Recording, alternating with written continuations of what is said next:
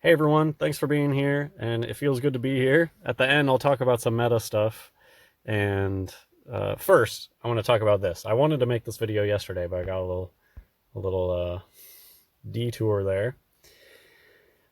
I was downtown looking at some beautiful old world buildings, and I've been thinking about the end and heaven on earth and how really what that means is New Jerusalem really it's coming down from heaven and it will be on earth. So in my opinion, that's what it means where in the end heaven will be on earth. I think it's because literally New Jerusalem is up in heaven right now. Jesus is building us mansions there. Foreshadowing. That's kind of what this video is about. Jesus is up there building mansions in New Jerusalem, and New Jerusalem is a real physical place, and it physically will come down from heaven in the end when the firmament unrolls like a scroll.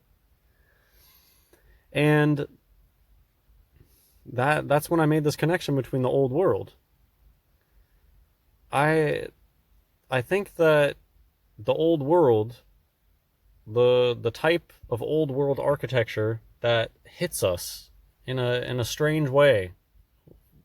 I'm talking for myself here, but I feel like a lot of people could relate that something about these buildings seems magical, for lack of better word, or above our capabilities, above our artistic capabilities, above the societal capabilities. What does it take to create a society that builds like this everywhere? And the fact that we only see the crumbs, we only see after they've taken away most of the ornamentation. But of course, we still know certain examples that just blow us away and are so above and beyond what we do today, whether or not we're capable of it. Plenty of people out there are multimillionaires, but they're not living in stone masonry buildings that are highly ornamented all over the place and that are still going to be there 1,000 years from now. And so that's just when I made that connection between the old world and New Jerusalem. And that maybe this style is a copy of what's to be in New Jerusalem. And who would know what New Jerusalem is supposed to look like? Who would have known the style of the building in New Jerusalem but the Nephilim? If anybody would know what New Jerusalem was going to look like or had any idea of the plans, and I would imagine that it's going to be even bigger and better and all of those things than what the Nephilim were able to do down here. But I believe that a big part of the Nephilim and their goals was to bring their own version of heaven on earth. And Satan likes to corrupt things and tries to be like God in doing those things. So God is going to bring down New Jerusalem and heaven will be on earth. And I think that Satan and his cronies, the Nephilim, have already tried to do that. And anyway, that's it. That was my thought. What do you think? The reason that to me this thought is a big deal is because it has to do with the millennial reign and how people falsely, because in my mind, the old world is like the best evidence that we have for people who try to say that the millennial reign already happened. I think that the best evidence that they have is the old world and the religious art, things like Bach and stuff like that. Whereas I think I have this little evidence against that because I don't believe that we're in the millennial reign. And I think that people that pretend that they know for certain, I don't trust that, and I find it very suspicious because I believe in rapture. I want to be raptured out of here, and I believe that I can be raptured, and I believe that it's coming. I do believe in rapture, and I don't think that it already happened. And I think that belief is so important that, to me, that seems very sinister to try to sow doubt in people's minds about rapture. And I think that's what the whole idea behind the millennial kingdom. What it comes down to is whether you believe that rapture already happened or not. And that, in my mind, that's the only difference between, well, what even is the difference if we're in the millennial reign or not? Well, it means, are we going to be raptured out of here, or is the big battle going to happen? And yeah, I think that this is actually good. This is like extra points in my mind for, no, the millennial reign didn't happen. The old world, that's not the crumbs of the millennial reign. It's still the crumbs of the Nephilim. And the reason that it is so extravagant as we see it is because the Nephilim knew what New Jerusalem was going to look like, or at least they thought they knew. They had pretty good ideas. I mean, Satan probably had an idea of what New Jerusalem would look like. And yeah, that, to me, this clicks. The old world was the Nephilim trying to bring heaven on earth. The old world was them trying to bring heaven on earth and trying to make their New Jerusalem on earth. That was my thought. I think that's why this type of architecture really tugs at our heartstrings, because, well, there probably is something divine or angelic about at least the inspiration for this style of architecture. And it's the type of buildings that we may be living in New Jerusalem. We may each have our own handcrafted mansion by Jesus in this style, and I would imagine better. And yep, that's that. Now to the meta stuff. Maybe some of you didn't even know that my channel was gone there for a second, and I didn't even know until yesterday. There's a lot I could say.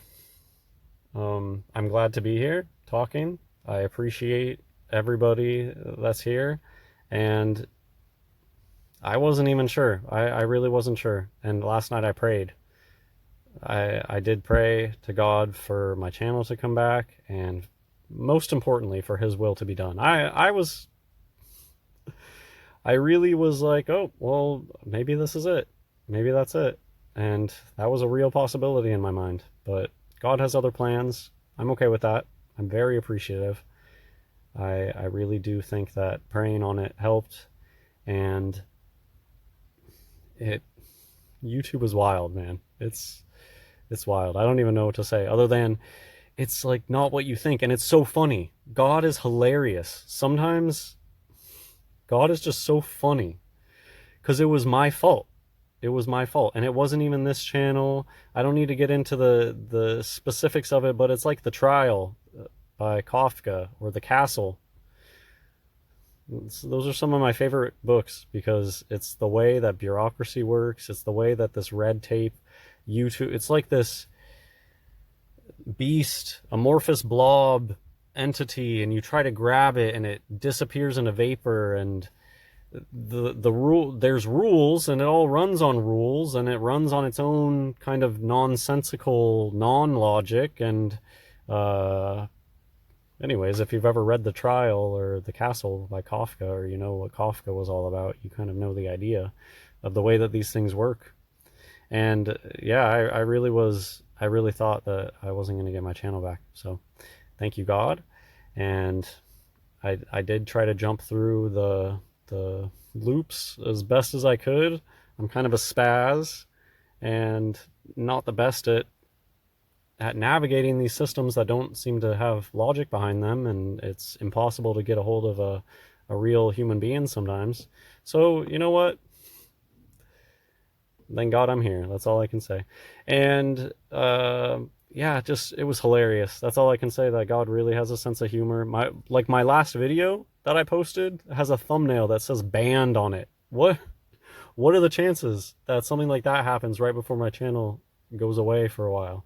And yeah, it wasn't because of outrageous YouTube censorship, but it was because of me that doing something on an alternate connected account. And I'm not doing nefarious things on alternate accounts. I was just archiving some stuff on, like, I forgot about this. This was years ago that I was archiving some things, and that channel got struck, and then it was a cascade effect. All of my, man. So the fact that you're even hearing me on this channel is a blessing. And I mean, I guess it shows you that you never know when the plug could be pulled on anything. So if something is really important to you on the internet, download it if you want to keep that for yourself. And another thing, just a call to action for everybody: make change in your real life. And you don't have to. If I did just disappear, life would continue, and other people can go ahead and pick up the torch. That's fine. And I don't think that all the world's weight is on my shoulders and I need to do this. And there is some important information that I'm glad is still here for people to see, but we don't know what the future holds. So I guess this was just a good shock to my system and keep me on track, I guess. I think I've said everything. I do appreciate you guys. And my whole channel is really just about how it wasn't until I started following Jesus that I was able to have the scales lifted off my eyes. And if there's anything that you see in my videos that are like, oh dang, that guy, how did that guy figure that out? It wasn't me. It really wasn't me. The two biggest things that my channel is known for are things that were revealed to me immediately after praying with great intent to be shown things. And so I don't want to take credit. That's it for this video. God bless everyone.